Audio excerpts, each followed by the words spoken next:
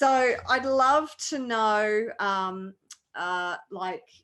if anybody has any feedback from the last meeting that we had, what your thoughts were from the last meeting that we had. And a couple of things that obviously last time we kind of found some common ground and we had a good discussion. But I think now is the time, if we're going to do something, now is the time to really start talking about strategies and different issues that we have now and we will potentially have into the future, and start thinking about ways that we're going to ways that we could potentially solve those issues. And as I was saying before, have a look at the various groups. So if I go back to, I've brought up a few groups here. So wait, 2 ticks. Oops. So there's multiple groups that are doing fantastic things. There's one actually that has a Know Your Lawful Rights meeting tonight called the Global Wealth Club, and that's starting at 7:30. I have registered for that, so they'll send out a replay that I could send out to anybody who wants it. Just message me. So they're doing something. Then you have the AP Alliance. Now the AP Alliance seems to have quite a few sort of similar to what I was thinking of doing.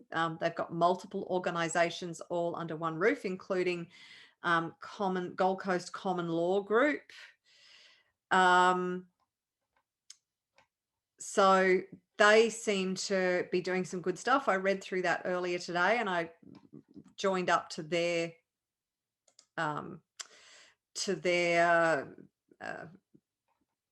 newsletter. We've got Take Back Australia, which Jamie McIntyre's involved. There's Wake Up Australia, Global Economic Forum, Global Health Organization. And then you've got the Know Your Rights group. So obviously they've been around for quite some time. There's some really good resources on here, heaps and heaps and heaps of resources. So, and then you've got, I think you can pay for their manuals. So there's lots of information out there. My concern, and that's just a few. There's also, was it Reignite Democracy Australia?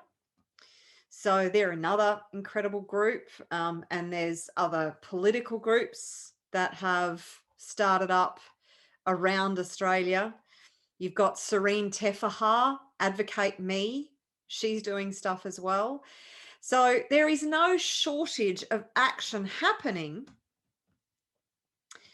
The question is, with all these fractions, like all this fractured activity happening, I tend to think if we were able to kind of get it united under one banner, and maybe this is more of a marketing strategy, maybe this is us coming together and go, well, how can we bring people together united under one banner?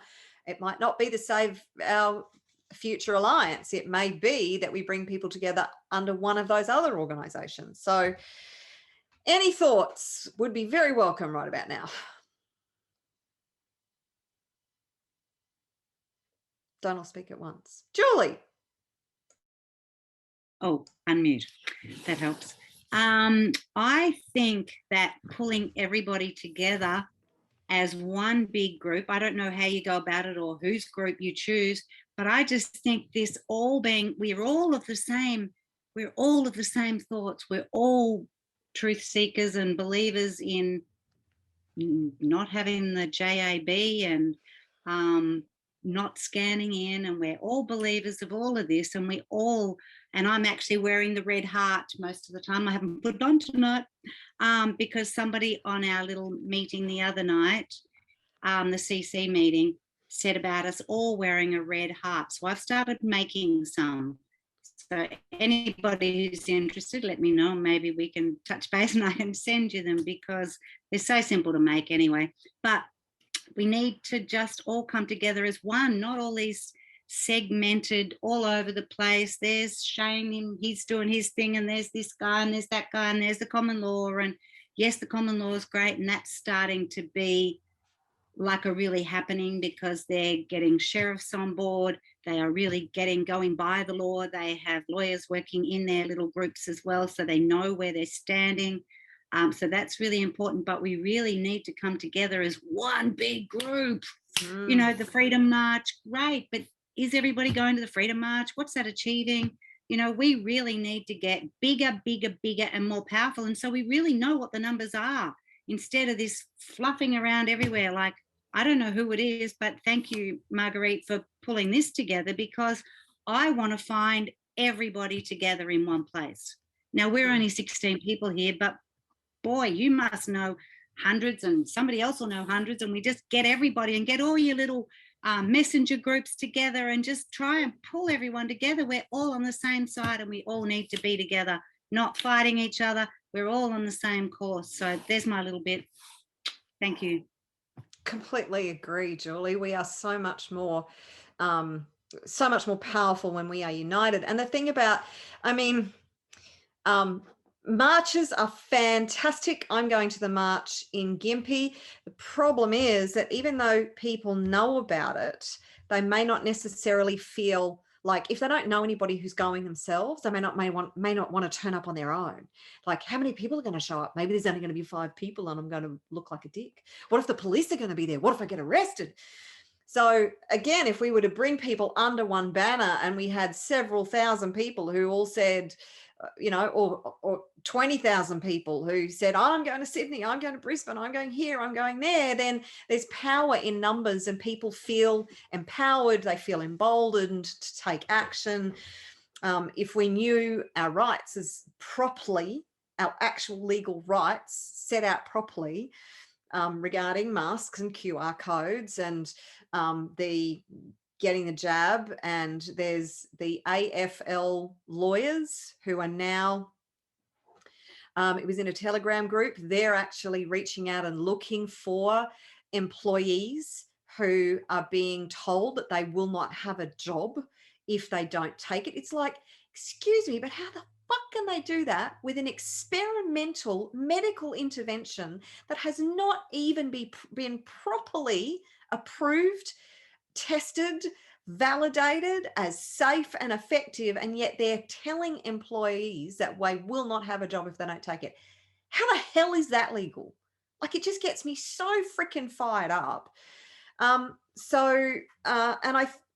you too, Julie. And I think that's where, there is such power in numbers. If we bring the numbers together, then we definitely have a lot more power in a united force. So I'd also like to map out tonight and talk about some of the potential issues that we see moving forward. So there's obviously financial issues. There's going to be health initiatives that we need to put in place. There's obviously domestic violence has gone through the roof. Mental health is just absolutely, so many people are under such pressure and stress and anxiety, and the uncertainty is just, the trauma that's going to come out of this is going to be unbelievable. My thought was, what about the animals that are being abused right now? And what happens if the worst possible scenario happens that a lot of doctors and experts are talking about? What's going to happen to the poor animals that are left behind with nowhere to go?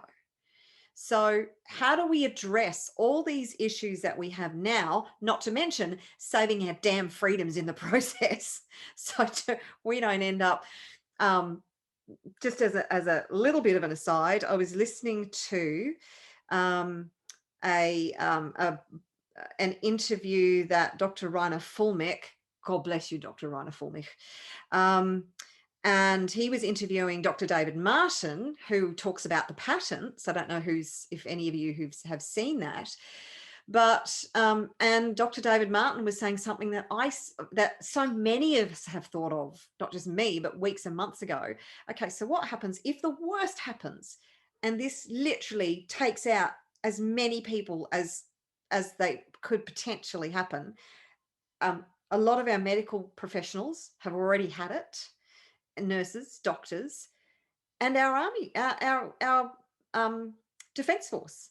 Like, what the hell happens if our borders are indefensible, and then something like a power like China just goes, thanks very much, we own your ass, we're here to stay, nothing you can do about it?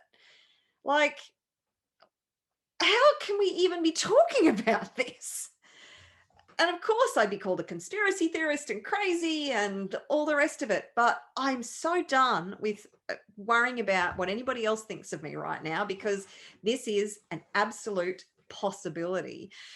So how do we stop this? How do we put together initiatives and strategies that are lawful, that build some sort of a campaign that wake more people up to stop this stupid thing in its tracks?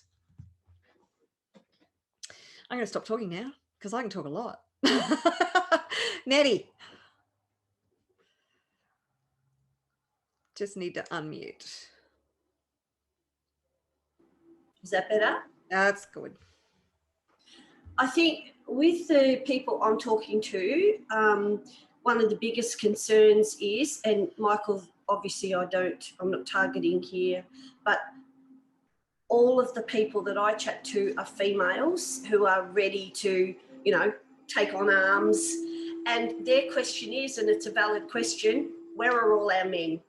Where are our manly men that are, and that's what a lot of people are saying. They're ready to go fight the good fight, but they don't feel as though we've got any backup, any safety.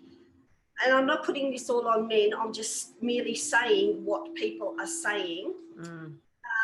And I have to agree, because the majority are the women warriors. It really is. From where I sit, could be different out there for you guys, but from where I sit, it is.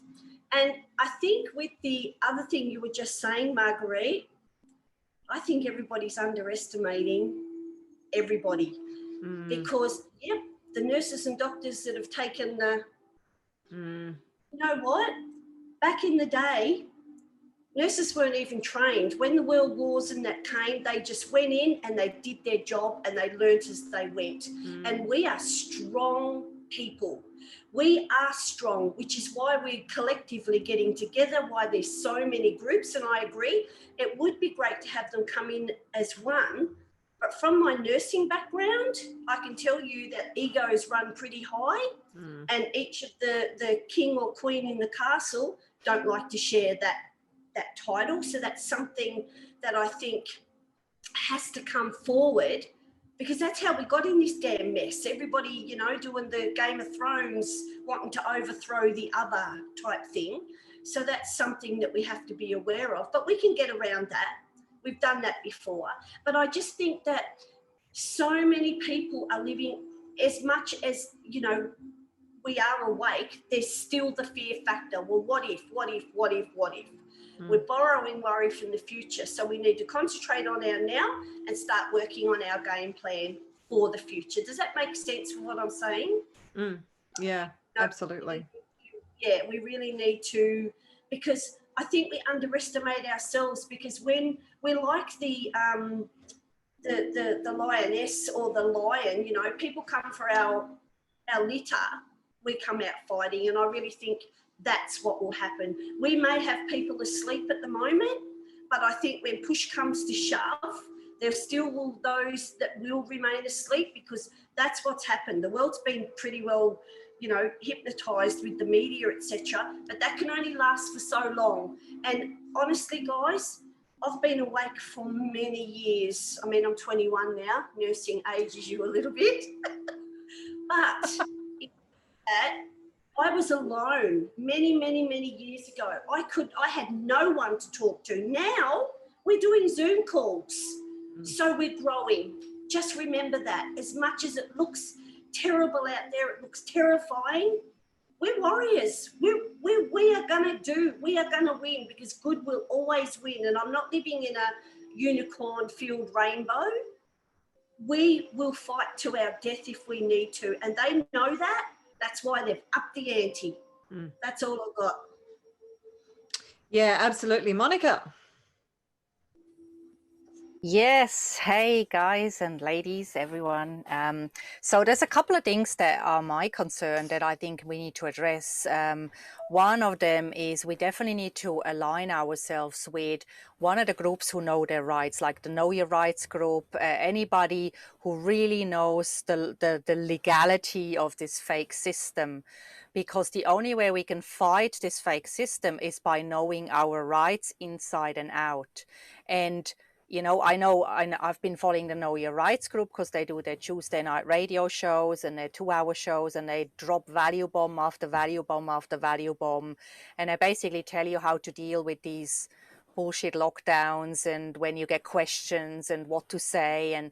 But I think we need someone on our side that has all the information and actually can give us exact verbal statements we can use when we go out and we are being questioned, whether we're not wearing a muzzle, whether we are, you know, out and about doing something, and we're meant to be home. So we have to defy all these lockdowns on that bullshit, right? Because if we all play ball, then they're going to put more and more regulations and rules on us. But if everybody goes out there because they know they have a right to do so, then all of this falls into a heap.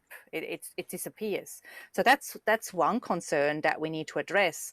The other one is, you know, there's a lot of information shared, and you look, I shared stuff myself over the last year and a half, but I kind of stepped away from that because what I found is a lot of the shared like stuff. My learning tablet. Okay, so a lot of the stuff we share on Facebook or social media is just reshared, but we don't have the source. I think the only way we can bring people onto our side who are still asleep and helping them wake up is by giving them unquestionable, undeniable proof. And the only way we can do that is by having a database of the links that go into the science, that go from the doctors, from the you know, the guys who've won awards and things like that, who are experts in that field and who say basically that this is all a hoax, and stop sharing all these memes and things for the sake of sharing memes and things, and really only share stuff that is unquestionable, solid proof, right? So maybe we can compile a Google, I mean, Google sucks, but Google Drive is pretty cool because we can all work on it. Maybe a Google document where we can share and put proof in there. So when we want to share on social media, nobody can question it. There's undeniable numbers. The proof is there. And anybody who wants to argue, we can just say, look, no point arguing. The numbers are there. The proof is there. So, you know, wake up, see the proof for yourself. And that way we can stop the attack from happening from those who are just in their ego mind and who are asleep and not willing to listen. And at the end of the day, we can't keep waking people up if they're not ready to be woken anyway. So yeah, those are my concerns, or my what I'm thinking. Can I just say that? Yes. Yeah, yeah, look, it's very interesting. I met with Julie for a coffee yesterday, and I had with me the Privacy Act. I had everything with me. But what's very interesting to note that it was a young girl serving us and wanted us, you know, to sign in, do all this sort of thing. And it didn't matter what we said or what we had there. It was in her mind. She was doing the right thing. And these were the rules. She has to look after the safety of the customers. It didn't matter that we said, she said, oh, you know, you could cause us to get a fine. And we said, well, actually, we can, you know, you can get a fine for not serving us and for all this sort of thing. And it was really interesting. You just could not change her mind. And it's like she's been programmed to believe this is what is right. And it's like we believe what we're doing is right. So does she believe that. So this is another thing you're up against, because there was nothing. She didn't even want to look at the paperwork or anything when I pulled it out. So it's really difficult. We did get to stay there and have our coffee, but yeah, it's a really interesting one to watch someone like that who's just so fixated on saying, no, these are the rules. This is what I've been told to do. So that's another thing you're up against. Yeah, I think that's, and particularly the younger they are, maybe the less likely they are to listen, because it's like, I'm just following orders. I'm just been trained to follow orders. I'm just following orders. Exactly. So, I mean, telling them that they could personally be fined $66,000, I'm not sure whether that would have made an impact on her, because it's not just But he the, wasn't listening to anything. It just was going over the head, you know. These are the Wow. rules. This is what I've been told. We will get a fine if we don't get you to do this, basically. yeah. Yeah, it's tricky. Couldn't get It's through. And we tricky, were isn't it? keeping it very quiet. We weren't being aggressive.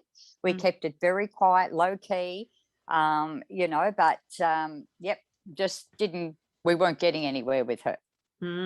That's interesting, isn't it? It's Yeah. and I guess that is going to be a problem for, in some cases at least. So yeah, yes, Kat.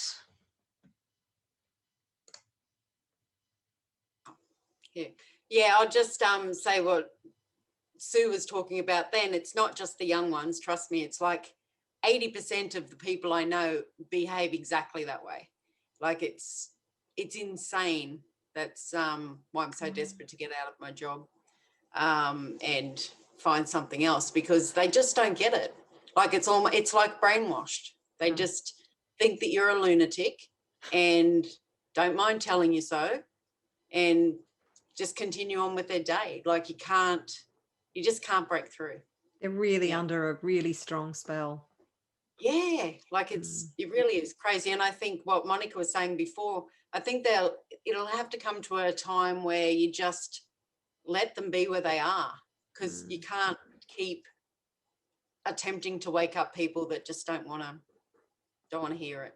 And you can put the proof in front of them. Like you can absolutely show the proof, and still they won't see it. I completely agree. I've had, multiple interactions, let me call them, on Facebook, where they say, where's the proof? Where's the proof? And you put the proof in front of them and they will find some really lame, ridiculous argument. It's like, really? Like, that's your go-to to defend your position? Like, they will defend their position to the nth degree. So yeah, we can't wake up people who will not and refuse to wake up, without a doubt. Yeah. And as Sue was saying, like they believe in what they believe as much as we believe in what we believe. So, how do you go up against that? And as for what Nettie was saying before, is I believe in what she was saying because I can get on that worry train of, holy shit, what if this happens? What if that happens? What if it doesn't? Like, so bring back the focus to where we are and try to do the best that we can possibly do in that space, rather than thinking, what if, because my mind can just take me down its own little rabbit hole. And then I end up like I've just taken this week off work because my mental health was just completely stuffed. Like it was like I couldn't function. So I've taken this week to recalibrate and just, bring myself back to center, really, and sort of pulled away from all the information a little bit, which I find is helping as well. I think that's necessary to pull yourself out of it a little bit sometimes, because sometimes you can get too far in it.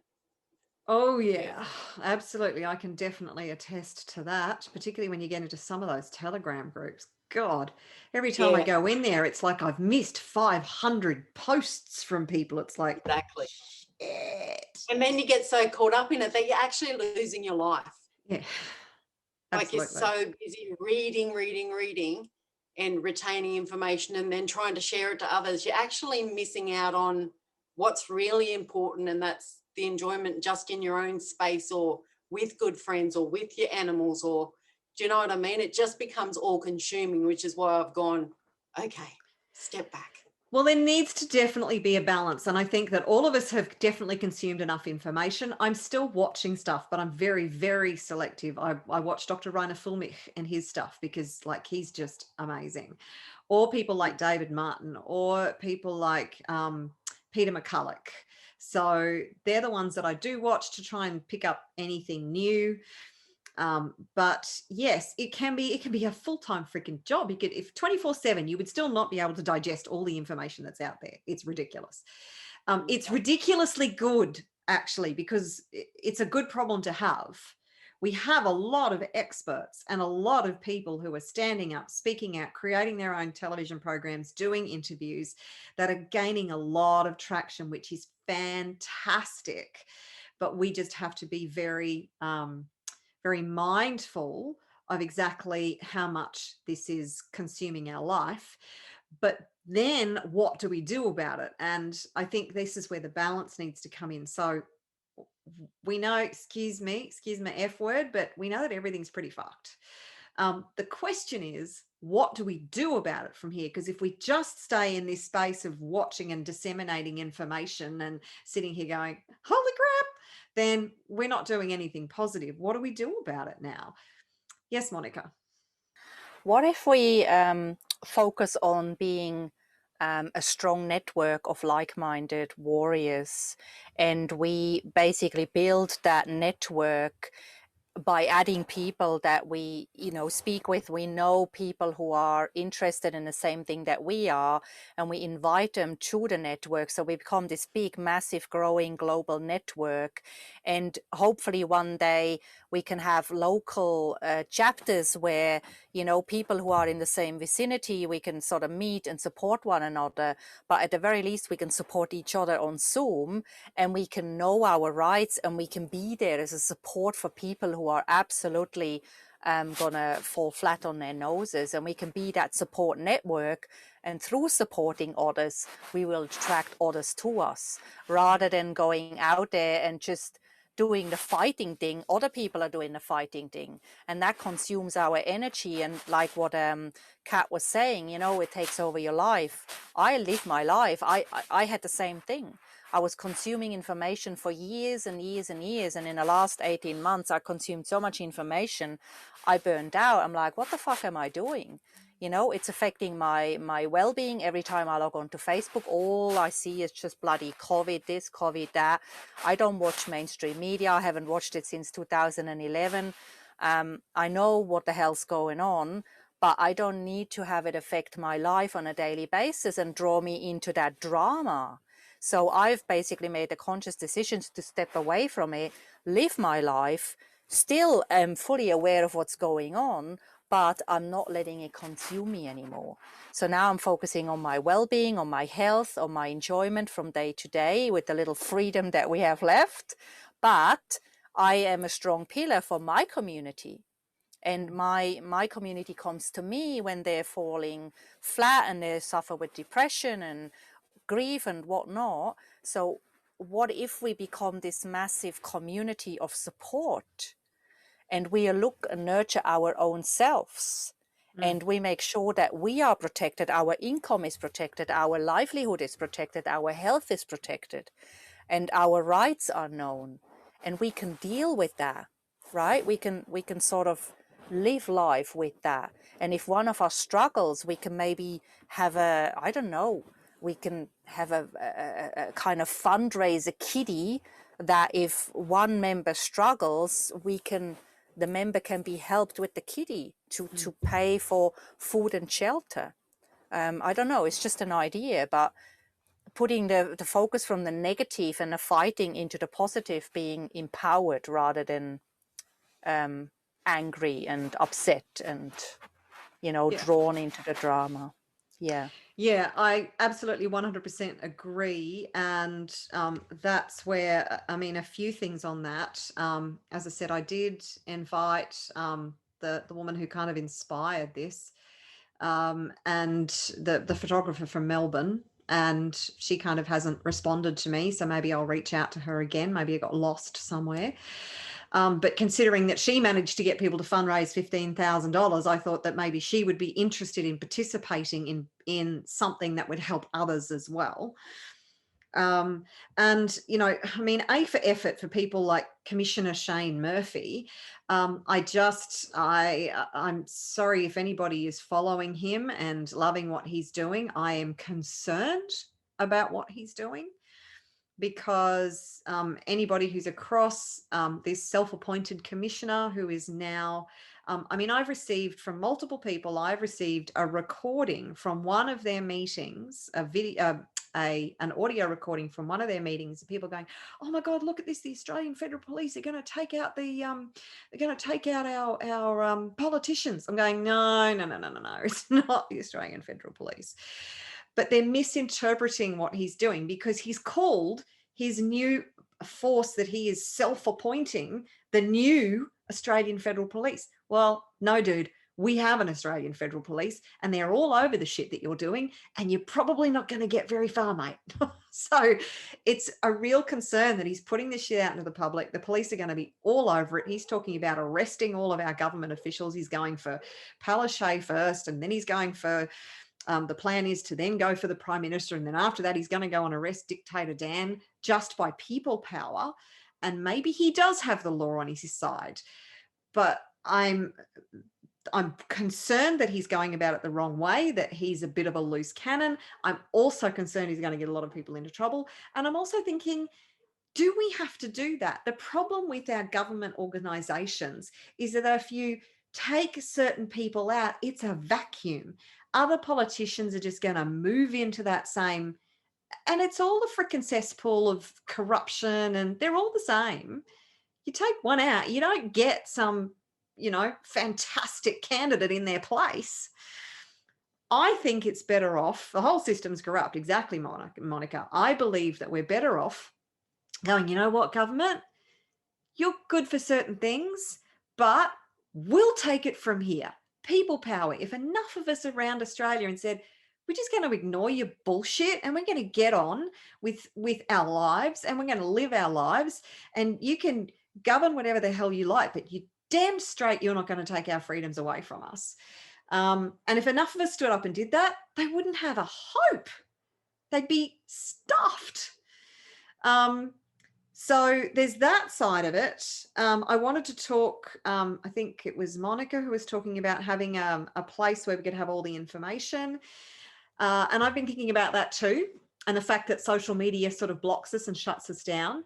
And I thought, from my perspective, because I sort of build really simple websites. I mean, it's not hard. I don't do anything flash, but I could get a pool of very specific, verifiable resources, videos, whatever. I can capture them myself. I have private video hosting facilities. I can upload everything there. I can upload all of that to a private website. Now, in order to potentially, the bots on these social media channels are very, very clever. So I know people said, oh, but if you put a bit.ly link, so no. If you put a bit.ly link, which is for people who don't know what a bit.ly link is, it's like a temporary link that you use that masks the real link. But the bots go straight past the temporary link and go to find out what the real link is. I had an idea of, okay, I host everything, so it's not traceable to BitChute or Rumble or Brand YouTube or any of those sources. Host everything in the background on a private server, and then have a bridging page. So you direct people to the bridging page, and on the bridging page, there's a link that then takes them to the hosting page. So I don't know, the bots could still trace it ultimately, but we might get away with it for a while. So who knows, they could shut that particular page down and then I just have to open up a new one. But that's one potential, oh, there you go. Michael said Charlie Ward does it that way. There you go. So that's one potential way to be able to host, but we don't have a lot. We choose, as Monica said, very, very specific information that's just like, it's a real holy shit kind of moment as soon as somebody watches it. You can't really argue with it. And if you do, you're just a fucking idiot anyway. I'm dropping the F-bombs left, right, and center tonight, but sorry. I woke up in a real state this morning. I was not good. My mental health was not good this morning, but we're getting there. I just think that we really need to start taking some positive action and doing something, because that's good for mental health as well. Otherwise, we sit around going, oh my God, we're so stuffed. I'd rather die fighting on my feet than begging on my knees. Thanks very much. So any more input, please?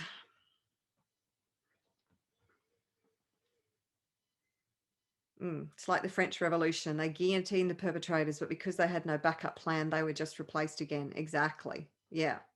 Yeah. That's exactly right.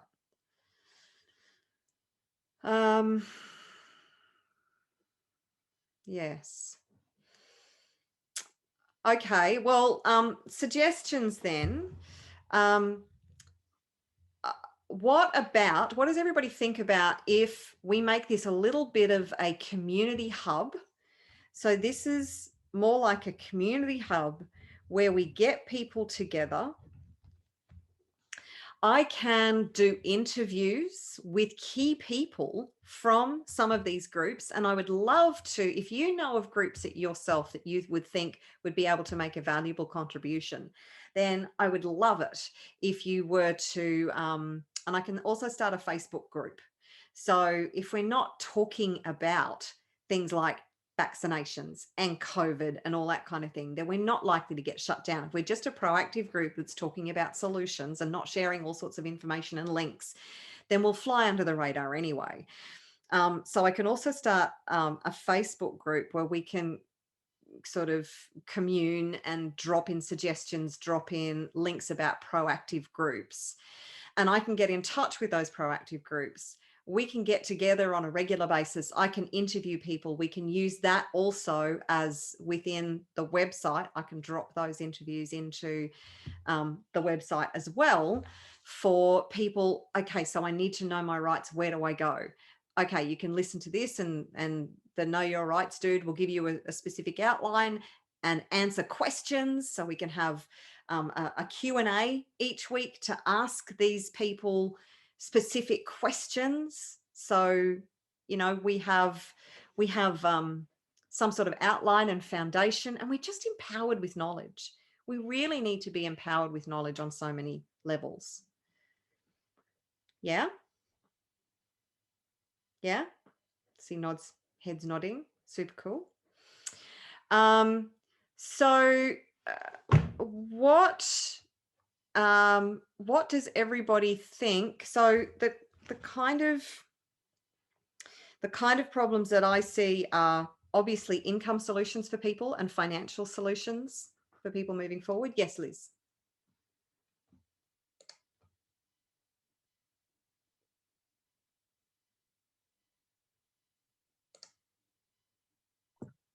Thea. Sorry, I guess for me, just sitting here listening to everybody, I guess that was one of my biggest things, you know, going into these places and you saying people, you know, aren't wanting to listen. You know, for me, you can arm yourself with as much information as you want, but I want to know, I guess for me, even, you know, how do you move forward?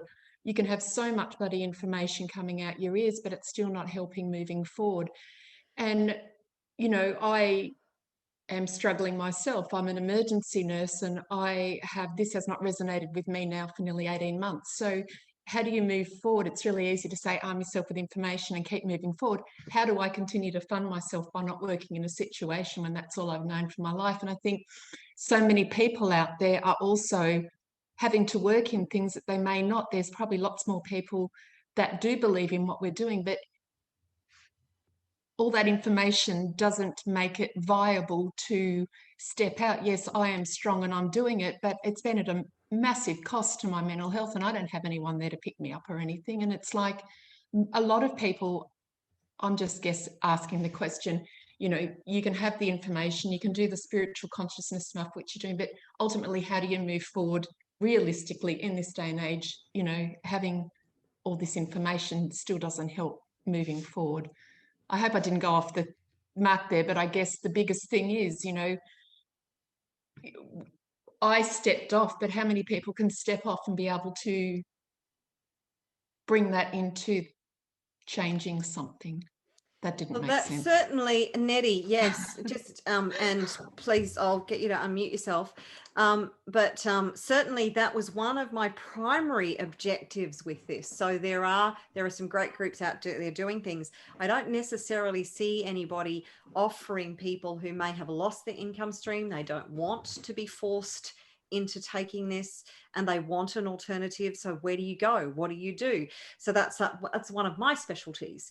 So how can I potentially help people to realistically have options to explore? Because there's so many different options and opportunities for people to create new streams of income, but what's specifically right for you? So, and how do I go about that without necessarily compromising myself or my business, but at the same time help people who are, they're stuck and financially they're stuffed and they don't necessarily, they're going to have the resources to be able to invest in a solution.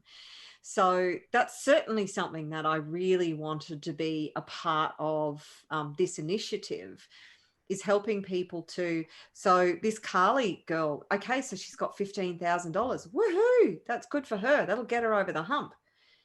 But how is she sustainable moving forward if this shit, God forbid, continues for another 2 months, 3 months, 6 months? Please God, it won't continue that long. Please God, something's got to break soon.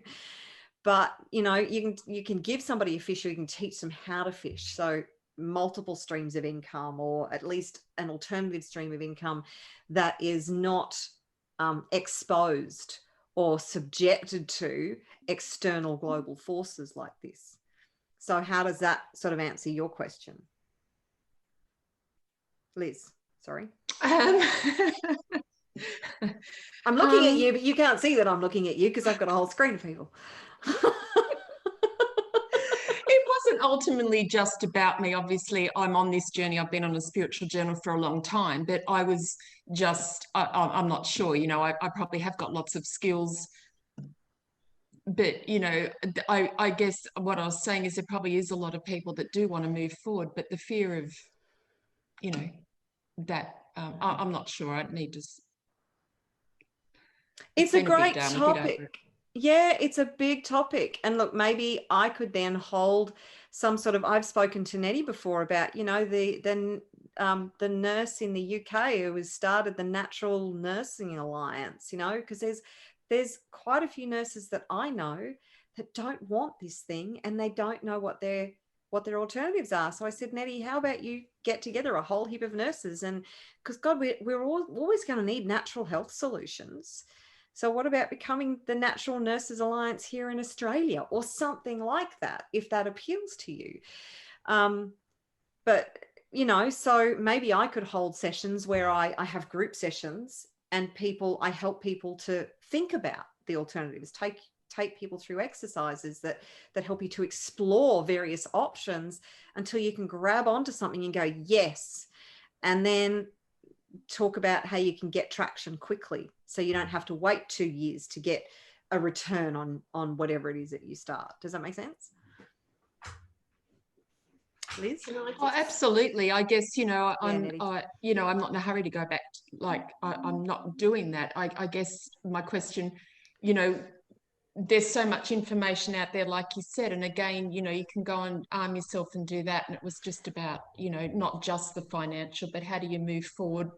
I mean, that's a big one, you know, doing that, I guess, but it's not practical an answer solutions. overnight. Yeah, and that's what I'm all about, finding practical solutions to all these issues. So cool, thanks for raising that, Liz. It's a great question. Nettie.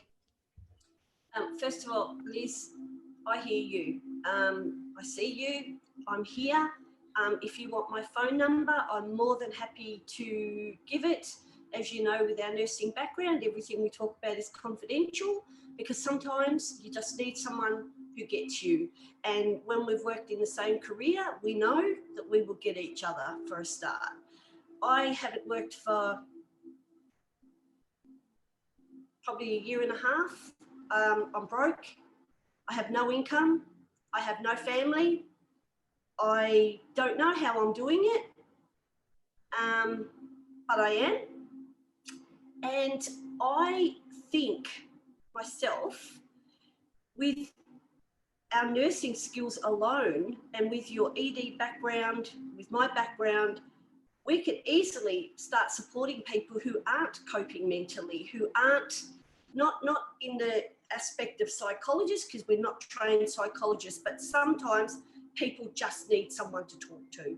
And, you know, that's a very valuable tool that we can offer. Or we could chat on the phone and network, and I could find out that you're really good at this and I'm really good at that. We could put our heads together. Anything is better than nothing. And then when in doing that, we can start bringing in, because there's so many like us out there, you know, and none of us are alone. And yes, I agree, you know, great that that girl, that young lady, you know, sort of fell apart on TikTok, I think it was, or and people raised money for her. That's fantastic. But again, yep, I agree, Margaret. It's a short-term fix for, you know, possibly long-term solution. But I guess my input here is anyone in this group, if anyone needs to talk, I'm a great listener. I close this and I open both of these, because I'm not one of those people that will want to rush in and fix you. We can't fix, but having someone just to listen and hear our pain and acknowledge that, because we're pretty well all feeling that. Marguerite, you and I were both having a morning this morning. I even said that I was pulling back. We're not alone. We're really not. We just got to reach out, and I'm here for anybody, and it's always confidential, because that's something sacred I take from my nursing. But I'm the same. I can't go back in those hospital systems, because I can't do what they're asking me to do, and I won't do it. So I just wanted to put that out there, Liz. You're not alone. I'm here. If you want a friend, a chat, a cup of tea, I don't know where you live. I'm on the Gold Coast, but you can have cup of tea chats through Zoom now. But yeah, just sing out, or Marguerite will link us. If you want to, but there's no pressure as well, and that goes for everybody. That's all I wanted to say. Thanks, Nettie. And I think that could be a beautiful part of this group too, that it could be a place for people to come and they really need support, because as we all know, that the mental health issues are through the roof on so many levels, relationship wise. I mean, so many relationships have split up because of people being stuck in confined quarters in lockdown. They've sort of realized after a week or 2 weeks, it's like, actually, I really don't like you anymore. So these relationships have disintegrated, and there's just support needed on so many levels. So maybe I would love to see a community hub that grows to 1,000, 2,000, 10,000, where we have multiple initiatives for people as a support group. I guess that's the direction this is evolving in, is it's not just a proactive action, take our freedoms back group. It's a massive community hub and support group to help people on all levels. Any thoughts on that?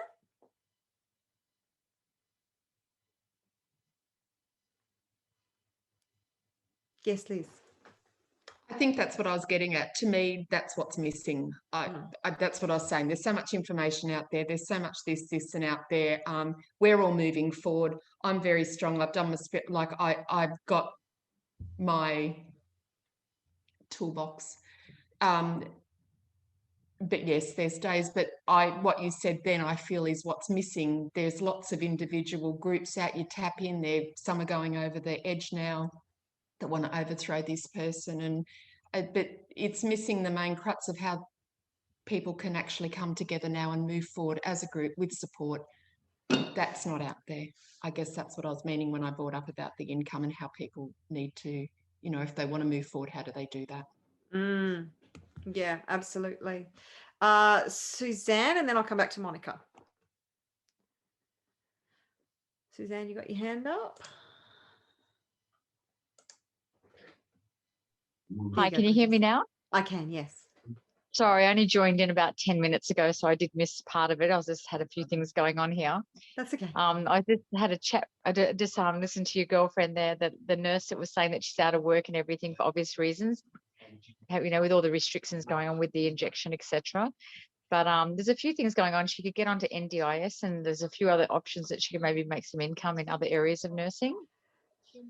So that's an option. I was just thinking they're putting that out there.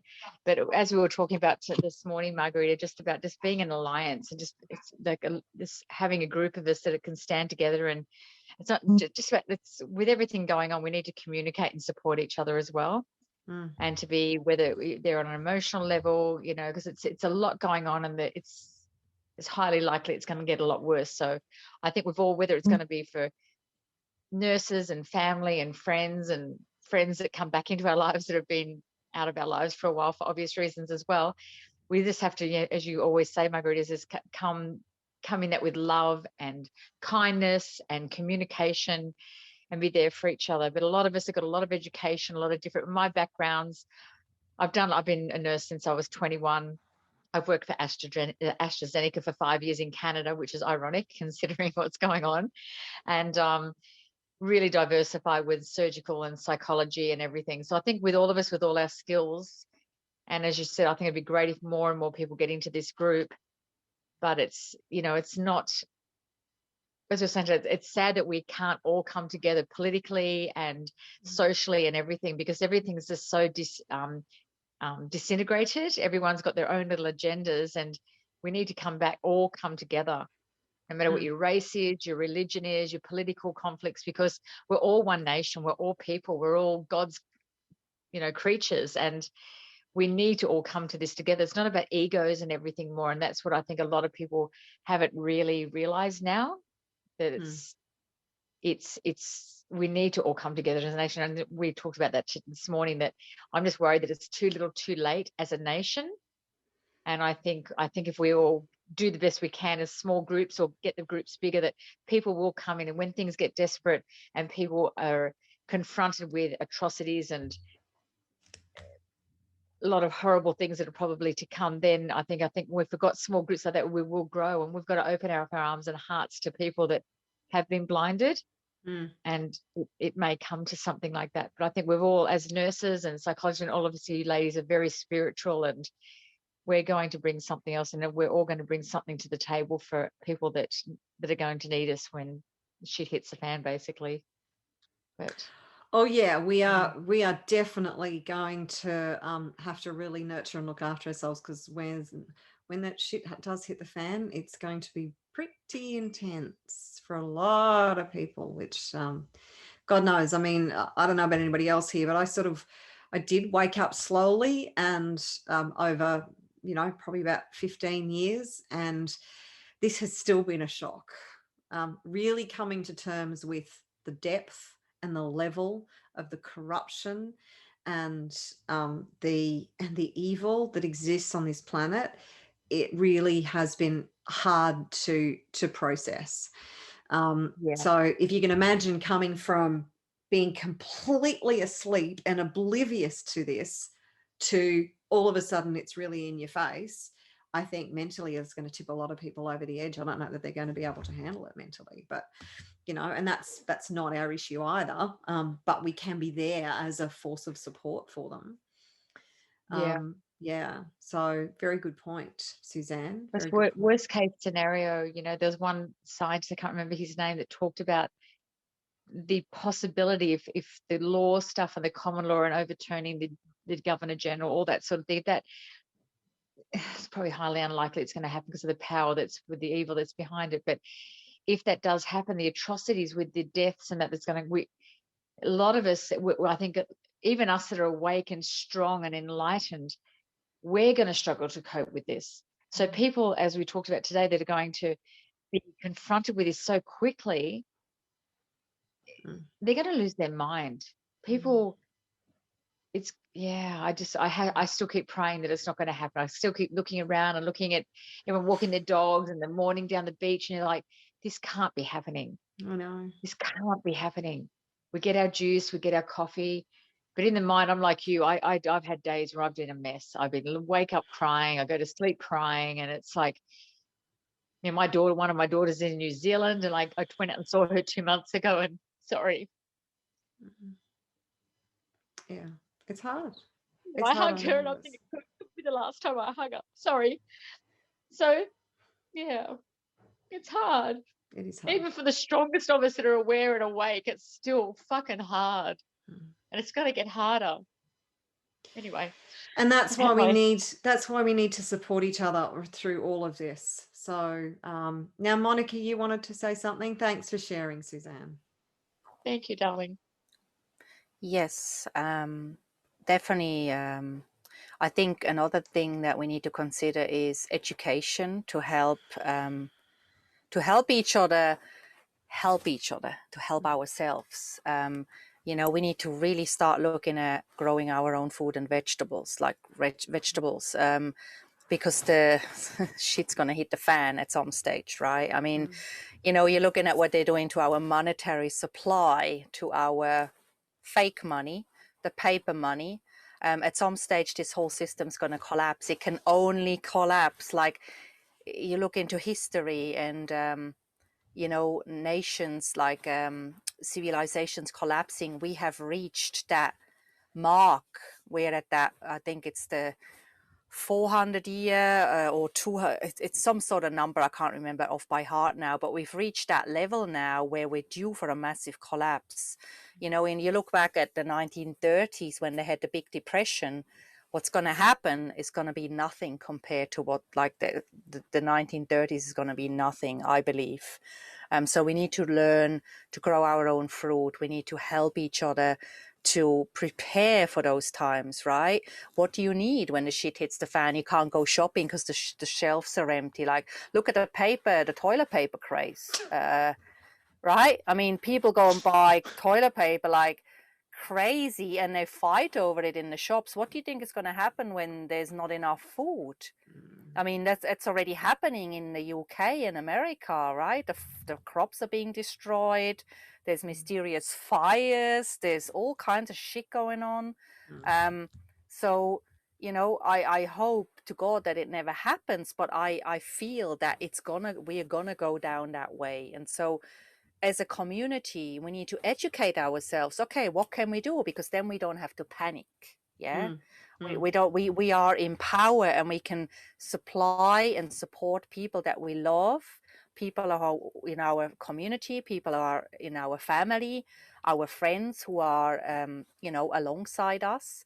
We can support each other through that and we can survive the tough times. But if we have no food and no water, then we can have all the money in the world. We're not going to survive. So not only do we need to know about our rights, we also need to educate ourselves on how to survive all kinds of scenarios so we don't have to be fearful. We can be in control, we can be in power, and we can say, you know what, I'm prepared. That's all I can do. And if the worst scenario happens, great, I'm prepared. If it doesn't happen, well, nothing is lost, right? So maybe that should be also a part of the community.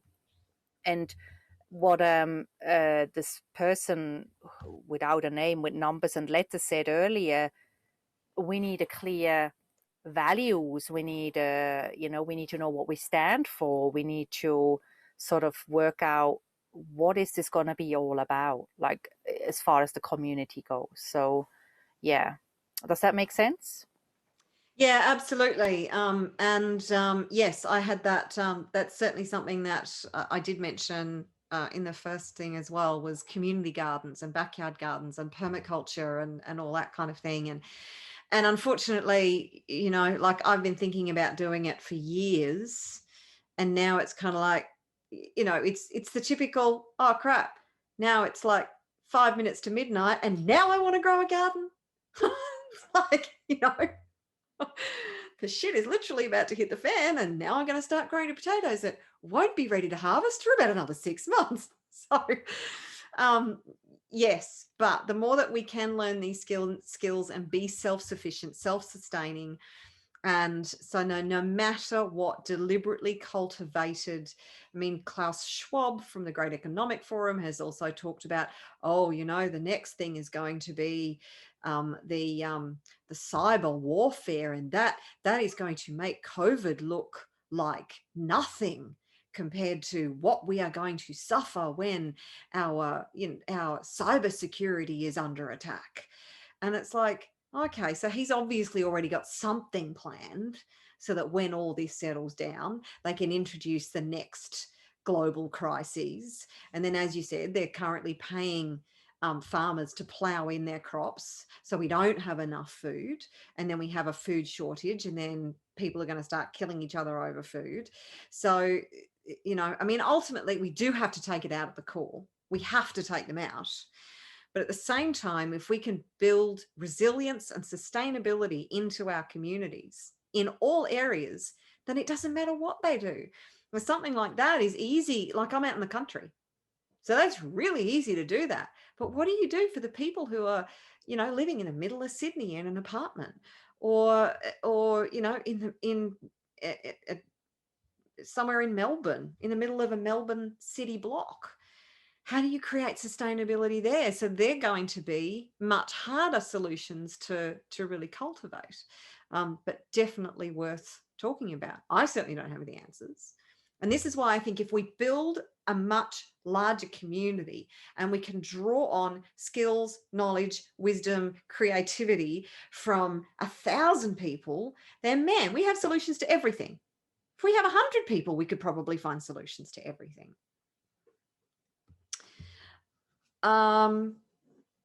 Okay. Anybody else want to share anything at this point? I agree about the missions and visions and values too, by the way, which I think we can probably discuss in a Facebook group much more easily than we can on a Telegram group. Geez, Telegram gets messy. It's great as an alternative because they don't shut us down, but God, it just gets blah. So many folks. Anything else? Okay.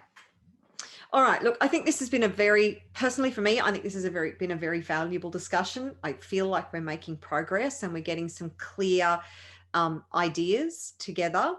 So I will start the Facebook group. If anybody's not connected to me, I think you're all connected to me, but anybody's not connected to me, then either find me on Facebook group or of course come into the Telegram chat that is on the Save Our Future Alliance website. And I've taken some notes, so I'll put the notes into both the Facebook group and the Telegram chat tomorrow, and then we can have a discussion around that, preferably in the Facebook group. We can open up a discussion around each of these points, get some ideas, and then get some strategies happening. I will also reach out to some of these groups. So if you have any groups in mind that I haven't already mentioned that I could reach out to and say, hey, could I interview you? And for everybody who's listening to this either now or later on, if we could get more people into this group, if you think this is going to be a valuable collaboration, then bring more people into this group. If we can get 1,000 people into this group, and then I can go to the Know Your Rights dude and say, hey, I've got a group of 1,000 people who really want to ask you questions, and then he could perhaps sell I think he's got manuals for about $297 or something. And then you could pitch your manuals at the end. So we're not just sucking all of your time. It's got to be a win-win. Then he's much more likely to say, yeah, I'll come and talk to 1,000 people. Then I'll come and talk to 20 people. So, and of course, the more we have a large body of people, there is so much power in numbers. We are going to feel so much more courageous and bold and empowered and confident if we are standing up on our feet in numbers and saying no more. It is easy to say, all you have to do is just say no. But if you're the only person in the entire supermarket who's wandering around without a face nappy on, then it can be a bit intimidating, particularly when the staff are coming up to you and saying, why aren't you wearing a mask? So, if there's 10 of us wandering around in a supermarket and we all wave to each other, you're going to go, Michael?